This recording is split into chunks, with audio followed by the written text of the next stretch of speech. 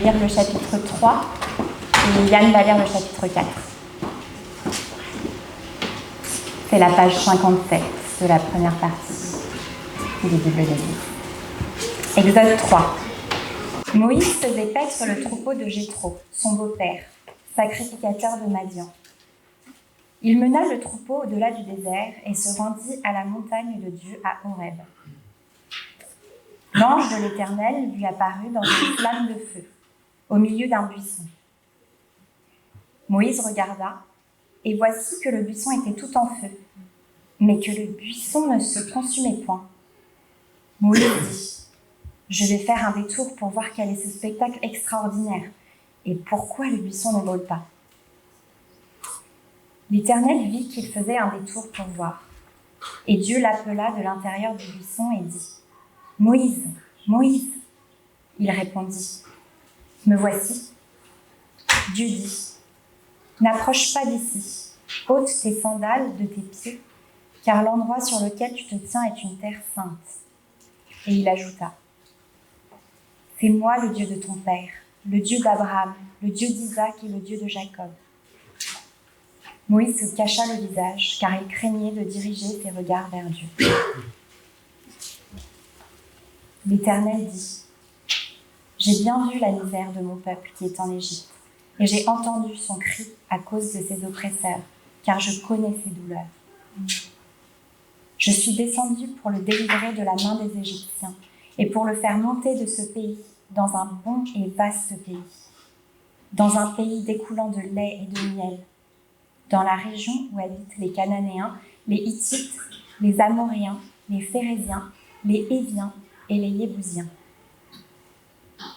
Maintenant le cri des Israélites est venu jusqu'à moi, et j'ai vu l'oppression que leur font subir les Égyptiens. Maintenant va, je t'envoie vers le Pharaon.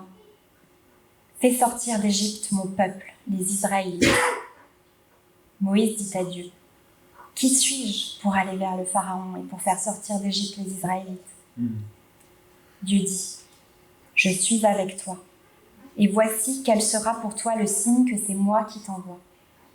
Quand tu auras fait sortir d'Égypte le peuple, vous rendrez un culte à Dieu sur cette montagne. »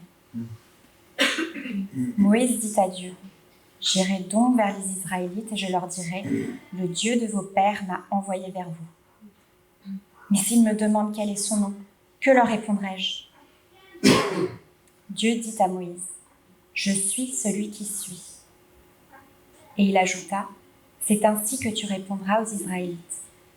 Celui qui s'appelle « Je suis » m'a envoyé vers vous. »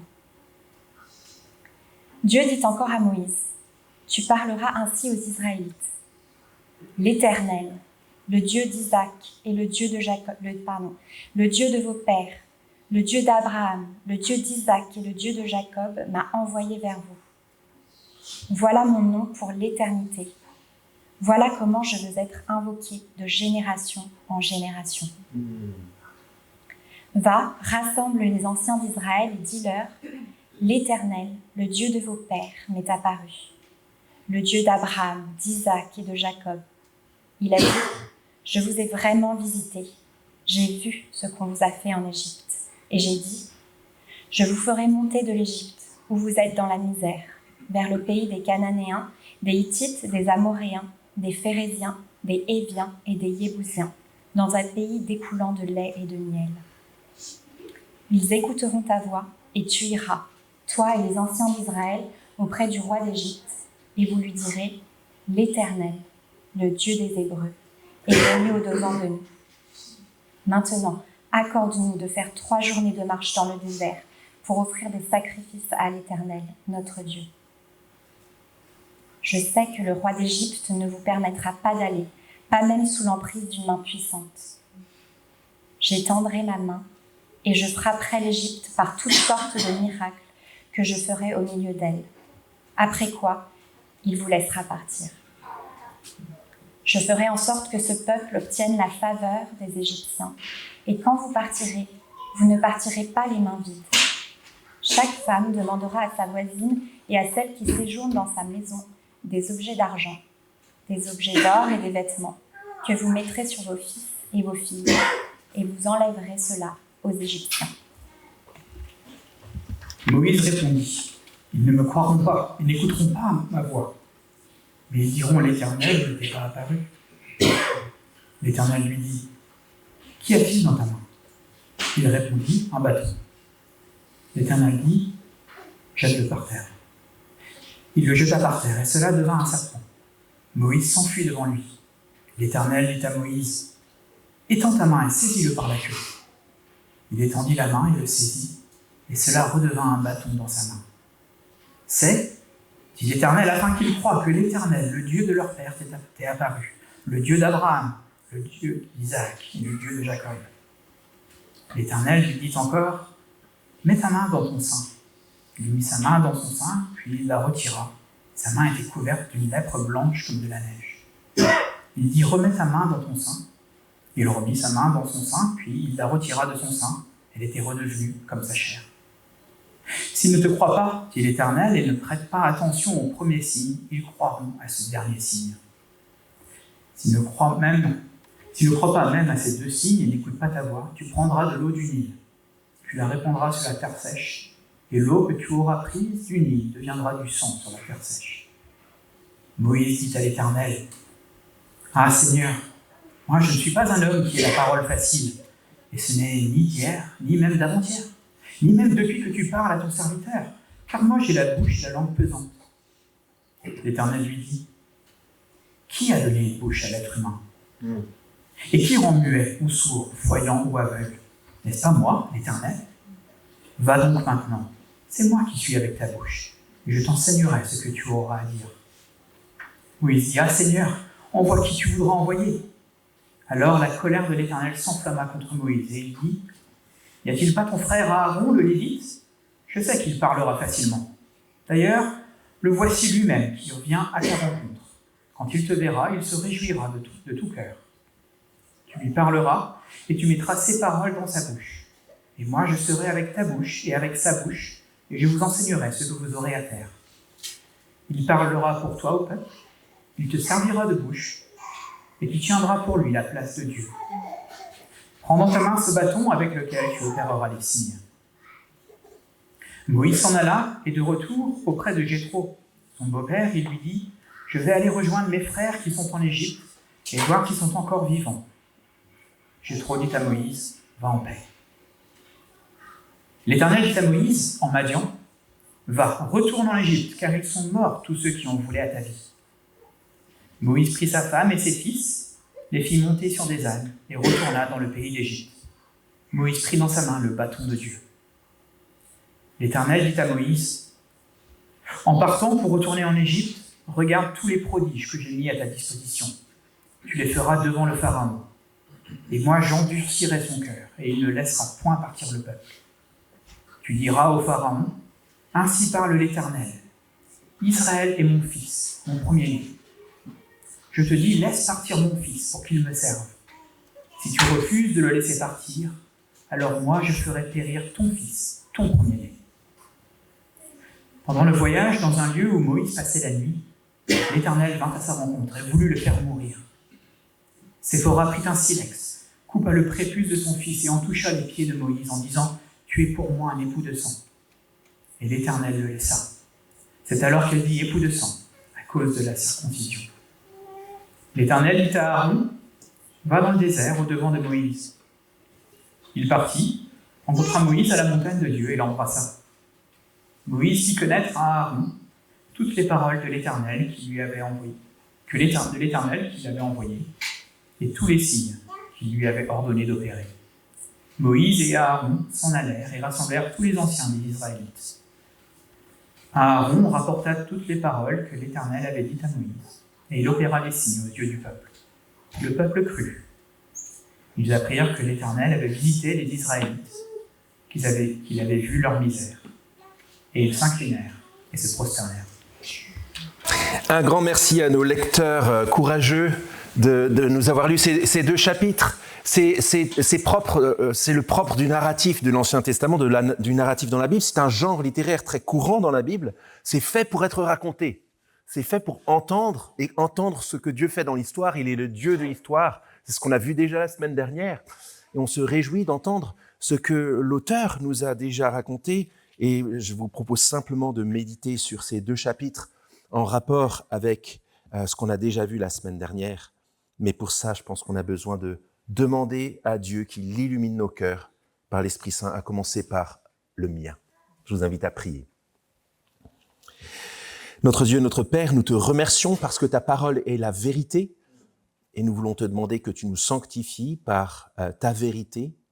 Nous savons par la foi et que tu, à cause de la nature de ta parole, toi, le Dieu qui ne ment pas, que tu as déjà commencé ce travail alors que Emma et Yann lisaient ce texte. Nous te prions simplement que tu continues cette œuvre et que nos cœurs s'alignent sur ton cœur, que notre esprit s'aligne sur ton esprit, que tu vivifies nos vies et nous rendes capables de voir le monde comme tu le vois pour y vivre comme tu le veux. Dans le nom précieux de Jésus-Christ, par qui tu nous écoutes. Amen.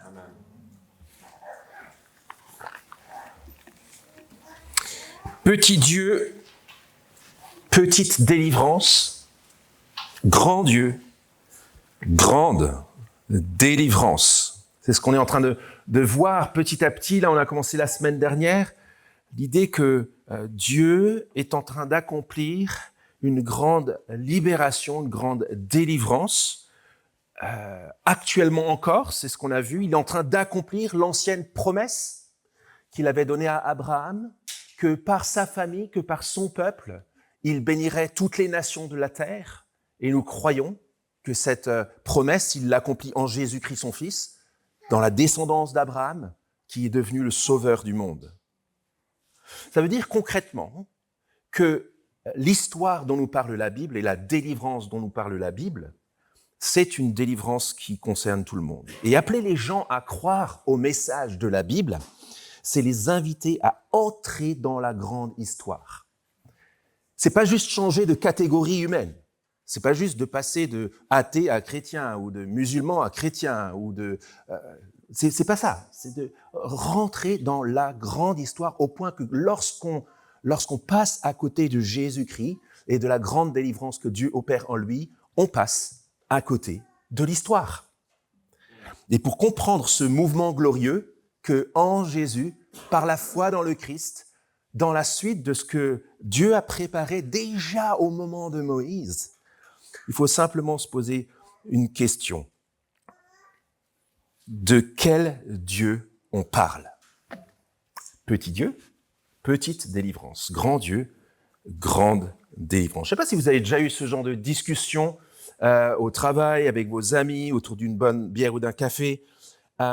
C'est quoi Dieu pour toi? On réfléchit souvent à partir de nos référentiels, de nos histoires, de nos sentiments, de nos impressions. Comme par exemple, moi j'aime bien m'imaginer Dieu comme... Et peut-être que vous êtes tenté de le faire. Et en soi, c'est pas un mal dans le sens où c'est quelque chose de naturel dans les discussions de ce type. Mais là où c'est le problème, c'est que si Dieu est vraiment Dieu, c'est-à-dire s'il est vraiment transcendant, s'il est vraiment au-dessus de tout, ça veut dire qu'on ne peut pas le connaître à partir de nous-mêmes, de nos sentiments, de nos référentiels. Si vous voulez connaître le cœur d'une pomme, vous prenez un couteau, vous ouvrez et coupez la pomme en deux, et vous pouvez voir l'intérieur de la pomme, voilà, les pépins, le début de la queue. Voilà. Si vous voulez connaître l'éolin, vous prenez un couteau, vous n'allez pas pouvoir faire ça. Pour connaître l'éolin, qu'est-ce que vous allez devoir faire?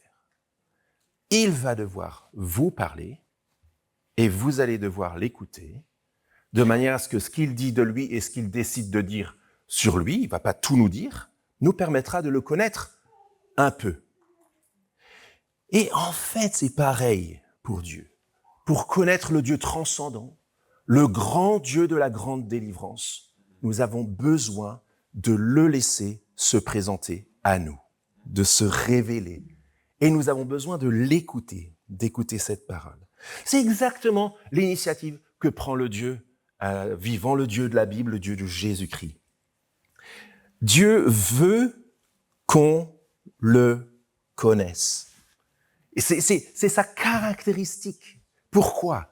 Eh bien, la raison, on la trouve à de multiples endroits, mais dans ce texte de l'Évangile selon Jean, Jésus qui dit au Père, à Dieu, « La vie éternelle, c'est qu'ils te connaissent, toi, le seul vrai Dieu. » Ça veut dire que de connaître le Dieu vivant et vrai, c'est entrer dans la vie éternelle. C'est déjà vivre le paradis avant d'y être, dans la présence de Dieu pour toujours. Regardez le verset 2, 14. Chapitre 2, verset 14.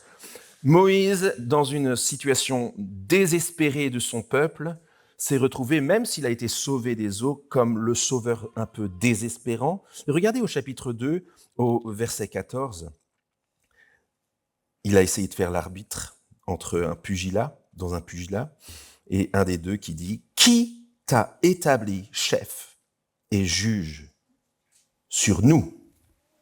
Bien justement, dans les chapitres 3 et 4 qu'on vient d'entendre, on va faire la connaissance avec celui qui établit Moïse comme chef et juge sur le peuple d'Israël. Ou plutôt, c'est Moïse qui fait sa connaissance et qui nous rapporte cette rencontre. Dieu a appelé Moïse pour que Moïse le connaisse et pour que, en connaissant Dieu, Moïse fasse connaître Dieu à son peuple.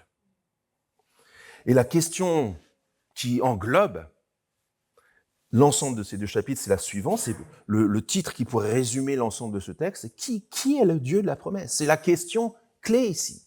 Et ce qui ressort de ces deux chapitres, c'est trois choses principales. Qui est le Dieu de la promesse qui avait été faite à Abraham, qui s'accomplit en Jésus-Christ pour toutes les nations qui croient en lui? Il est le Dieu de l'alliance, il est le Dieu de la délivrance, et il est le Dieu digne de confiance. Regardez les 6 premiers versets du chapitre 3. Moïse faisait paître le troupeau de Jéthro, son beau-père, sacrificateur de Madian. Oui, la vie suit normalement son cours. On est un peu déçu parce qu'on le voit prince d'Égypte, on le voit sortir, avoir été éduqué dans la maison du pharaon, mais là il se retrouve habillé d'un vêtement de poil quelque part dans le désert avec sa famille. Oui, la vie suit normalement son cours jusqu'à ce que, regardez les versets 2 et 3, l'ange de l'Éternel lui apparut dans une flamme de feu, au milieu d'un buisson. Moïse regarda et voici que le buisson était tout en feu, mais que le buisson ne se consumait pas. Moïse dit, je vais faire un détour pour voir quel est ce spectacle extraordinaire et pourquoi le buisson ne brûle pas. L'Éternel vit qu'il faisait un détour pour voir. C'est le moment clé pour Moïse, le moment de la rencontre. La vie suit normalement son cours jusqu'à ce qu'il vive son moment buisson ardent, la grande rencontre avec le Dieu vivant, dans une sorte de paradoxe extraordinaire. Un buisson qui brûle et qui devrait être consumé par le feu, et pourtant le feu qui est bien présent ne consume pas, ne brûle pas le buisson. Ça nous dit déjà quelque chose du Dieu invisible. Il est le Dieu qui est là, il est le Dieu qu'on n'approche pas comme ça, mais il est le Dieu qui veut se rendre présent. Peut-être qu'on est dans ce genre de situation où nous aussi, on a vécu un moment buisson ardent. Non, je plaisante. Ça, c'est pas notre histoire, c'est l'histoire de Moïse. Moïse a connu son moment buisson ardent, cette rencontre avec le Dieu vivant. C'est un événement historique, unique, FHU. Il l'a vécu pour nous, cette rencontre-là. Et on va voir que nous avons vécu une rencontre plus importante encore que Moïse. Regardez les versets 4 à 6. Le Seigneur se manifeste à lui.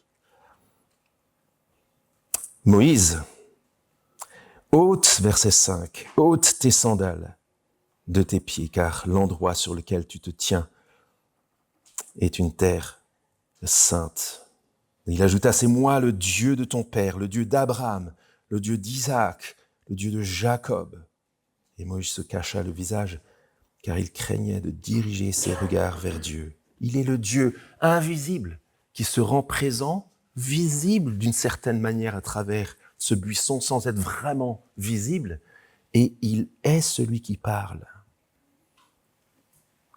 Un mystère insaisissable et pourtant Dieu qui veut se faire connaître. Et vous voyez comment il s'identifie ? Comme le Dieu d'Abraham, d'Isaac et de Jacob.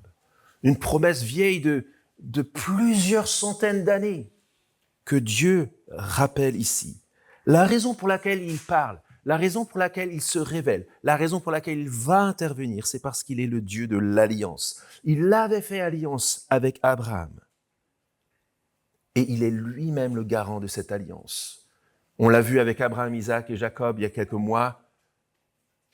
Ils n'étaient pas eux-mêmes capables de tenir l'alliance. C'est Dieu qui déjà de leur vivant tenait l'alliance. Et maintenant ils sont morts depuis longtemps. Et pourtant Dieu dit, je suis le Dieu de ces hommes-là. Dieu est lui-même garant de cette alliance. Et c'est en vertu de cette alliance-là qu'il intervient. Imaginez pour les Juifs de l'Ancien Testament, après cet événement, qui lisaient peut-être ce texte après des dizaines et des centaines d'années, c'était quand même parfois, en particulier dans les temps de difficulté, une grande source de réconfort et d'assurance. Je ne vois pas les choses avancer, le temps passe, c'est parfois difficile, mais j'appartiens au Dieu de l'Alliance, au Dieu qui est garant de son alliance, au Dieu qui se souvient de son alliance. Et pour nous aujourd'hui, quand on réfléchit à cette question de l'alliance entre les personnes, les amis, les couples, dans les professions, les engagements mutuels, dans les politiques, entre les pays, le moins qu'on puisse dire, c'est que les alliances et les relations sont vite fragilisées, relativisées, souvent rompues. Et la bonne nouvelle à ce stade, avant d'aller plus loin, c'est qu'on se dise, nous appartenons au Dieu de l'alliance. Et le Dieu de l'alliance est le Dieu qui ne ment pas. Et quand il dit quelque chose, il le fait. Il est fidèle à son alliance. On devrait se laisser renouveler par cela. Et comment se manifeste la fidélité de Dieu ? Tout simplement parce qu'il opère une grande délivrance pour son peuple. Le Dieu de la promesse, c'est d'abord le Dieu de l'alliance qui tient promesse, mais il est aussi le Dieu de la délivrance. Ça se voit d'une manière plus particulière à partir du verset 7 jusqu'à la fin du chapitre 3. C'est le cœur de ce que Dieu veut qu'on connaisse de lui. On le voit de part et d'autre, du côté de verset 7 à 10 et de l'autre côté de verset 16 à 22. Il y a beaucoup d'histoires d'un scénario. Je ne sais pas si vous avez vu le scénario. Et au milieu, il y a le nom de l'Éternel.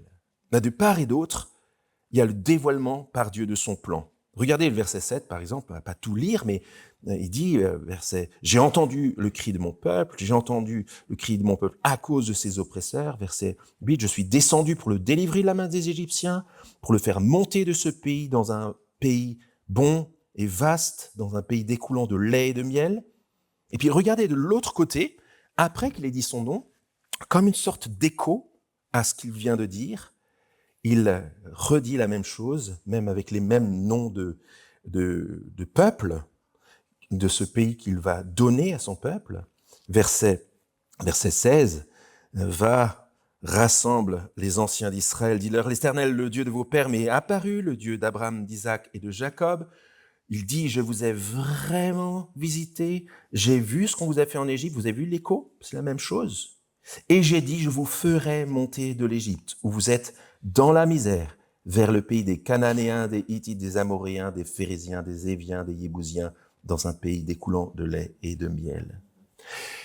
On va pas lire l'ensemble, on l'a déjà entendu avec Emma avant. Mais vous voyez l'idée, le scénario est déjà tout écrit.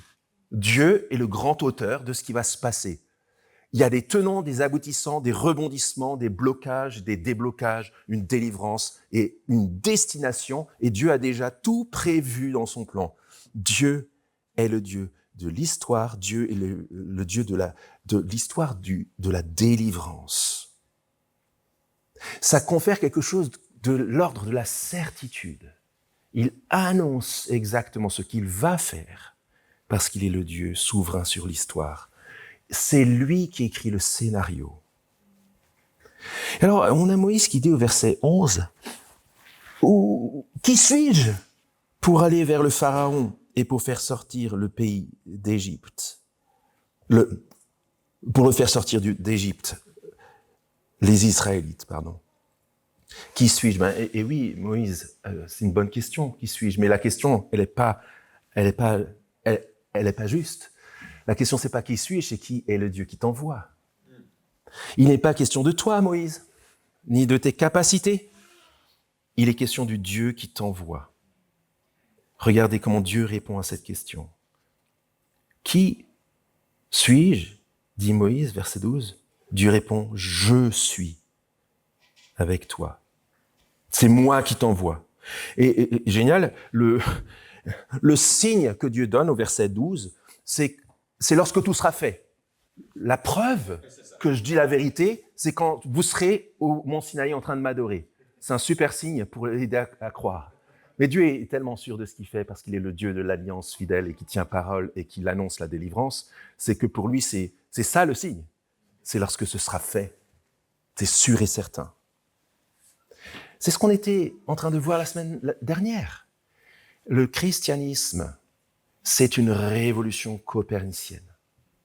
C'est pas Moïse le centre, c'est pas vous, c'est pas moi le centre, c'est pas l'homme le centre. Le centre, c'est le Dieu vivant et vrai, le Dieu d'Abraham, d'Isaac et de Jacob. C'est ça qui est le centre, c'est lui qui est le centre.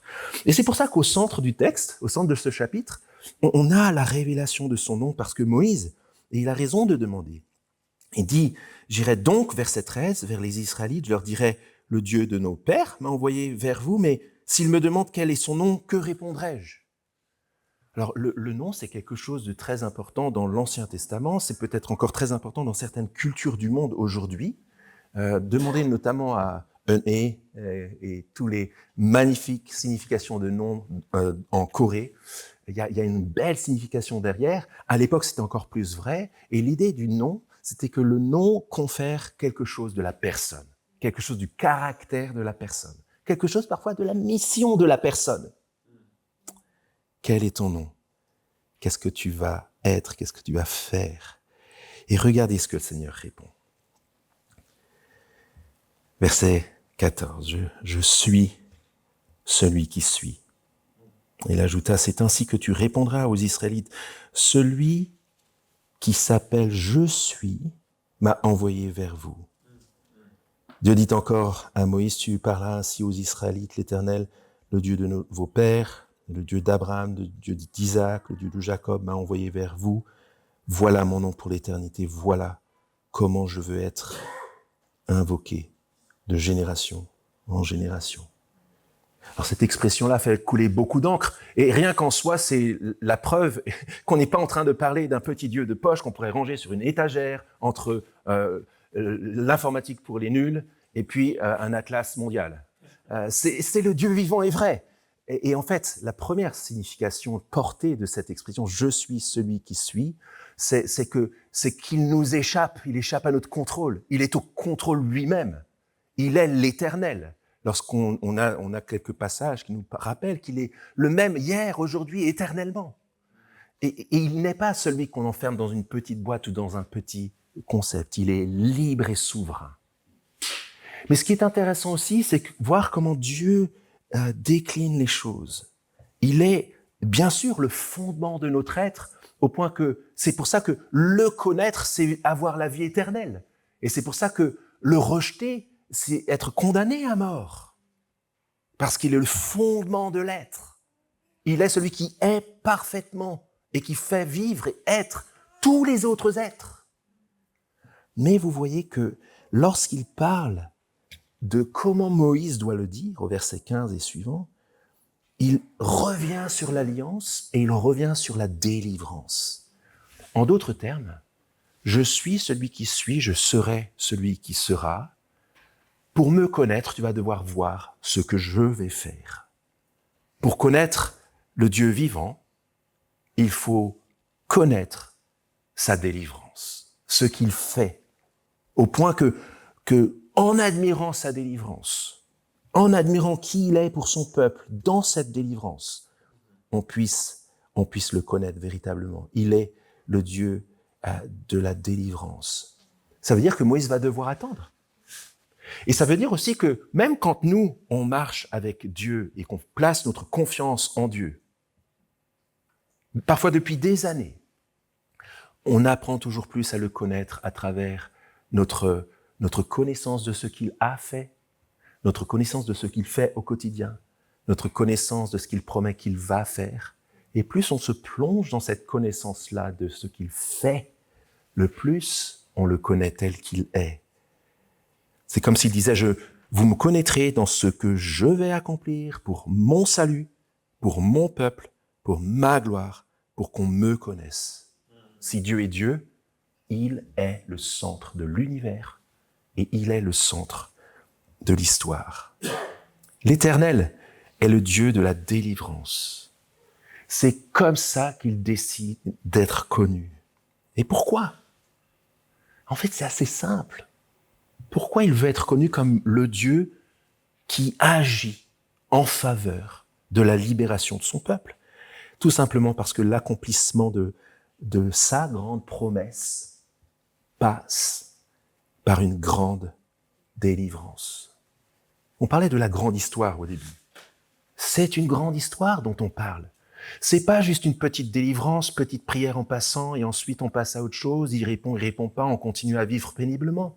La délivrance dont il est question dans la Bible, c'est un fossé à combler irréductible entre l'homme qui s'est révolté contre Dieu et Dieu lui-même. C'est une prison à ouvrir, et pas juste pour le peuple d'Israël, c'est une humanité en proie à l'esclavage sous toutes ses formes, esclave de ce qu'il a choisi de vivre, en proie avec ses propres choix dont il ne peut pas se dépatouiller. C'est la victoire sur la mort à vaincre.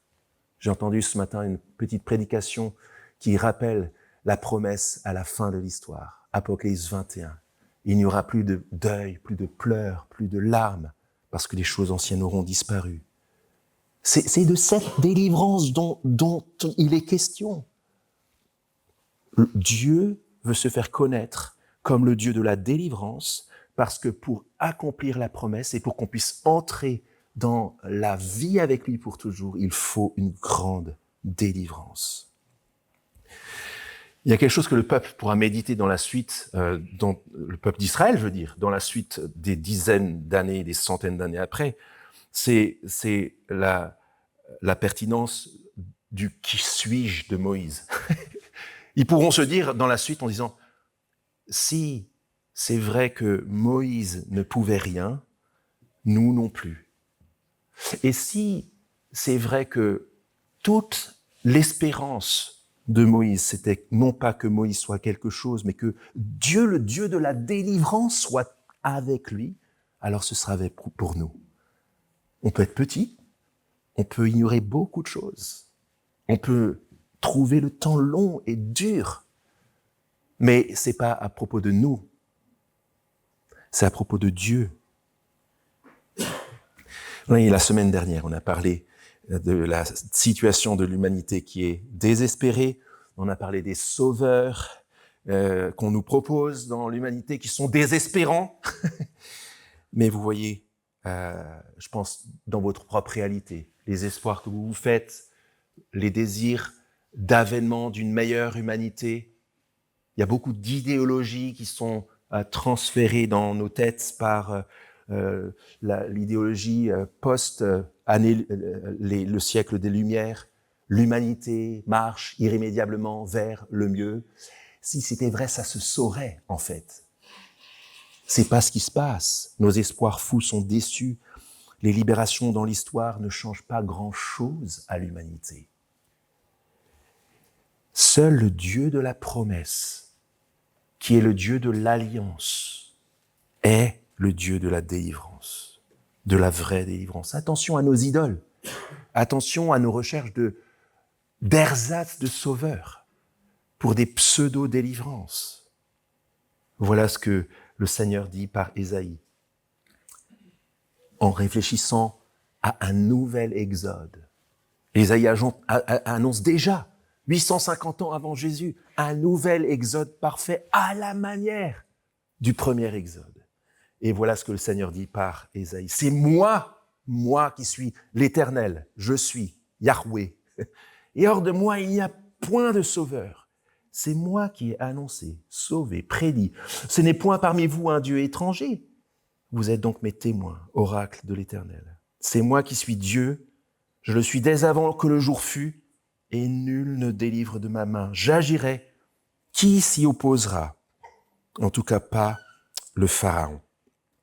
Le Dieu fidèle à son alliance se manifeste dans la délivrance qu'il opère pour son peuple, et il est digne de confiance. Si Dieu fait tellement tout, si le scénario est déjà tellement bien écrit, quel est exactement le rôle de Moïse? C'est la question qui m'a habité toute la semaine. Est-ce qu'il est inutile? Oui, mais non, parce que Dieu insiste pour l'installer à sa place. En fait, Moïse a bien compris l'enjeu. Moïse a bien compris l'enjeu. Regardez la question qu'il pose, qu'on pourrait penser comme effrontée, mais il connaît déjà bien ce peuple-là. Moïse répondit chapitre 4, verset 1, « Ils ne me croiront pas et n'écouteront pas ma voix. » Moïse a bien compris l'enjeu. Ce qu'il faut, c'est pas que le peuple agisse, c'est que le peuple croit. Et ça, c'est pas gagné. On va aller plus vite sur cette partie-là, mais regardez le but des signes. Alors, grâce notamment à ce dessin animé, Le Prince d'Égypte, mais aussi Yul Brynner, etc., Charlton Heston pour les plus vieux. On a l'image du serpent, de la lèpre, du buisson, etc. Mais regardez, pourquoi Dieu donne le signe du bâton qui se transforme en serpent? Regardez le verset 5. C'est afin qu'ils croient que l'Éternel, le Dieu de leur père, t'est apparu. Pourquoi la lèpre sur la main et puis ensuite la lèpre qui s'enlève? Regardez le verset 8. « S'ils ne te croient pas, dit l'Éternel, et ne prêtent pas attention au premier signe, ils croiront à ce dernier signe. » Et la même chose pour le sang. Ce que le Seigneur donne comme signe, c'est dans le but qu'en voyant les signes, les gens croient à ce que Moïse leur dit. Parce que le Dieu vivant, le Dieu de la délivrance, veut se faire connaître par Moïse qui connaît Dieu, au peuple qui doit connaître Dieu. Et ça se fait par la foi, la confiance dans la parole. Problème avancé par Moïse, verset 10, alors extraordinaire, le dialogue que Dieu accepte avec Moïse. « Ah Seigneur, moi je ne suis pas un homme qui ait la parole facile justement. » Et Dieu rappelle que c'est lui qui donne la parole, c'est lui qui rend aveugle ou sourd. C'est lui qui va faire en sorte que la parole soit donnée. C'est le sens de cette discussion ici. Une fois de plus, Dieu va faire en sorte que sa parole, malgré tous les blocages humains, toutes les résistances, toutes les circonstances qui pourraient faire que le peuple fait ça, arrive jusqu'aux oreilles, au cœur du peuple. Et Moïse veut toujours pas y aller. Vous avez remarqué? Oui, au verset 11. Verset 11, oui, je pense. Non, 13. « Ah Seigneur, envoie qui tu voudras envoyer. »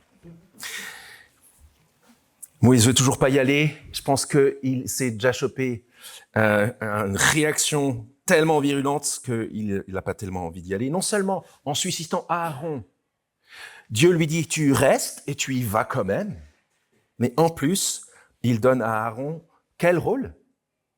De prendre la parole que Dieu donne à Moïse pour que Moïse la répète à Aaron, pour qu'Aaron la répète au peuple. Pourquoi? Parce que le Dieu de l'Alliance est digne de confiance, offre sa délivrance à son peuple. Il faut que le peuple croie. Il est digne de confiance et il faut qu'il le croie. Et le dernier passage, alors j'admets qu'à partir du verset 21, il y a beaucoup de discussions possibles sur certains aspects de ce texte. On aura le temps de le voir dans la série. Mais ce qu'on peut dire jusqu'à présent, c'est que même la dureté de Pharaon sera sous contrôle. Le peuple écoutera. Dieu agira. Même la circoncision, Moïse, je pense que Moïse n'est pas circoncis ici, c'est pour ça que Dieu descend pour le faire mourir. Personne dans l'alliance devrait faire partie du peuple de l'alliance s'il n'est pas circoncis. C'est le signe de l'alliance depuis Abraham. Elle est même essentielle pour Moïse, et Moïse ne peut pas s'en affranchir. C'est le signe du Dieu qui épargne une partie du corps pour préserver tout le corps. Et lorsque Séphora circoncis vite fait son fils et touche son pied, je pense à un euphémisme pour parler du sexe, elle touche le sexe de Moïse, c'est pour qu'il y ait un transfert là, et puis que Moïse soit protégé et pas jugé par le Dieu saint qui demande à ce que ceux qui fassent partie de son alliance soient au bénéfice de l'alliance par la circoncision. En somme, les circonstances, la puissance de l'ennemi, les limites du message, rien n'empêchera l'Éternel de conduire à bien son plan de salut. Rien. Quelle est la partie de l'homme? C'est quoi le rôle de l'homme là? Dieu fait tout, Moïse dit au peuple que Dieu fait tout. Eh bien, regardez au verset 31 du chapitre 4. Le peuple crut. Ils apprirent que l'Éternel avait visité les Israélites, qu'il avait vu leur misère, et ils s'inclinèrent, ils se prosternèrent. Le Seigneur a fait en sorte que le peuple soit bien disposé pour croire dans le Dieu de l'Alliance, dans le Dieu de la délivrance et dans le Dieu qui est digne de confiance. On repose la question de la semaine dernière. Pour le peuple de l'époque, en entendant cela, en voyant ces miracles-là, qu'est-ce que tu préfères? Faire partie du peuple d'Égypte ou des peuples du monde qui vivent sans Dieu, ou de faire partie de ce peuple-là, de ce Dieu-là? Vous voyez que c'est une question qui nous est posée aussi à nous. Comment réagir face à ce Dieu-là qui commence à déclencher l'histoire pour le bien de son peuple? Il faut écouter, il faut s'émerveiller, il faut croire et adorer. Qui est le Dieu de la promesse? C'est la question qui nous est posée. J'ai fait quelques teasers dans le déroulement, mais maintenant on conclut notre propos. En quoi ces événements nous concernent? Eh bien, tout simplement, malgré le fait que ce soit un texte vieux de 3500 ans, que ce soit des événements anciens dans une langue qui a été traduite, en raison de leur rôle et le rôle de ces événements dans la grande histoire à laquelle le Dieu de la promesse nous invite. On pourrait dire ici qu'on est devant la petite rédemption qui sert de teaser pour la grande rédemption. La petite délivrance, vous voyez ce que je suis en train de dire. Les 10 plaies d'Égypte qu'on va voir, un bâton qui se transforme en serpent, la lèpre qui vient et qui repart, une mer qui s'ouvre et qui laisse passer un peuple. Ça vous est déjà arrivé? Moi, ça m'est jamais arrivé. C'est phénoménal, c'est unique dans l'histoire. Et pourtant, c'est la petite délivrance qui annonce, qui prépare la grande délivrance. Ce que Dieu veut, c'est qu'on le connaisse en tant que le Dieu libérateur. Et il faut qu'on le connaisse. Pourquoi? Et je reviens à la citation de Jésus. La vie éternelle, dit Jésus, c'est qu'ils te connaissent, toi le seul vrai Dieu, et pas juste les 11 apôtres au moment où Jésus prie, mais tout l'ensemble des croyants qui dépendent du ministère des apôtres pour le salut. Et regardez ce que Jésus ajoute. La vie éternelle, c'est qu'ils te connaissent, toi le seul vrai Dieu, et celui que tu as envoyé, Jésus-Christ. Voilà comment ce texte s'applique pour nous. C'est que ce qui se passe comme dans une ombre, comme dans une préparation belle et glorieuse, mais moins belle et moins glorieuse que ce que Dieu prépare, nous l'avons pleinement en Jésus-Christ. Vous vous rappelez comment Dieu se présente? Je suis Tu diras au peuple, je suis m'a envoyé. Dans l'évangile de Jean, Jésus reprend cette expression et l'applique sur lui. Je suis le pain de vie. Je suis la lumière du monde. Je suis la porte des brebis. Je suis le bon berger. Je suis la résurrection et la vie. Je suis le chemin, la vérité et la vie. Je suis la vraie vigne. En vérité, je vous le dis, avant qu'Abraham fût, moi, je suis. Le Seigneur Jésus, le Fils éternel de Dieu, Dieu est avec Dieu pour toujours, dans l'unité parfaite de la Trinité, est celui qui a fait connaître le Père. Il est je suis qui vient parmi nous.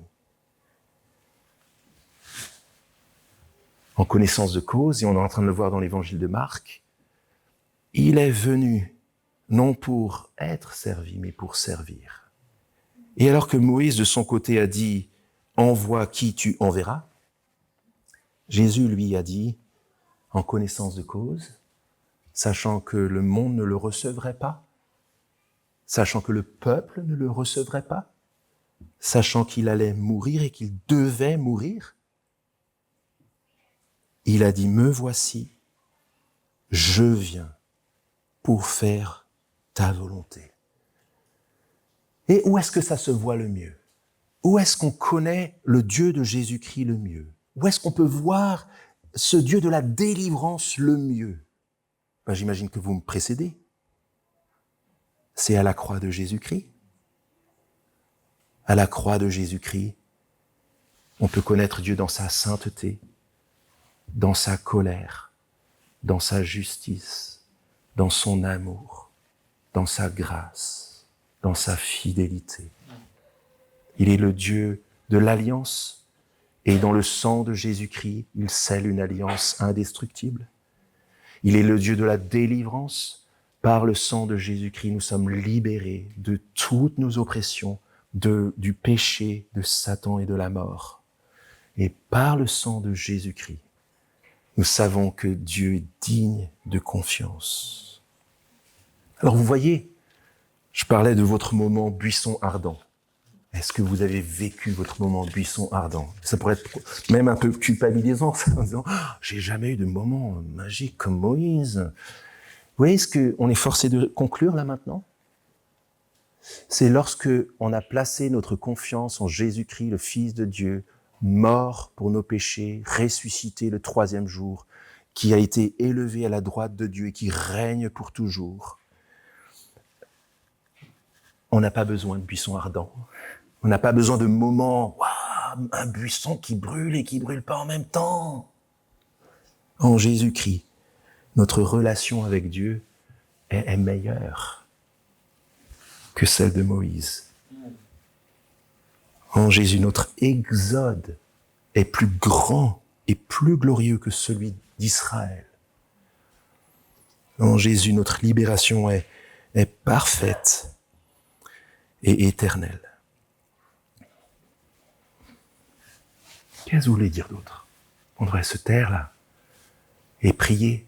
Pourquoi pas regarder ensemble le verset 31 dans ce temps de silence? Étienne crut.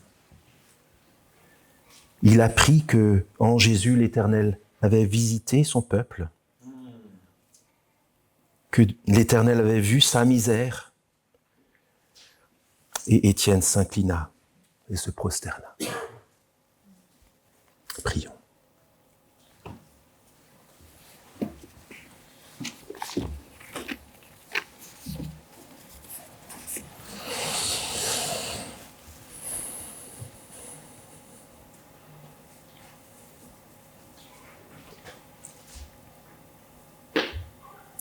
Comme le dit Paul aux Romains, tout ce qui a été écrit d'avance l'a été pour notre instruction, afin que par la patience et par la consolation que donnent les Écritures, nous possédions l'espérance.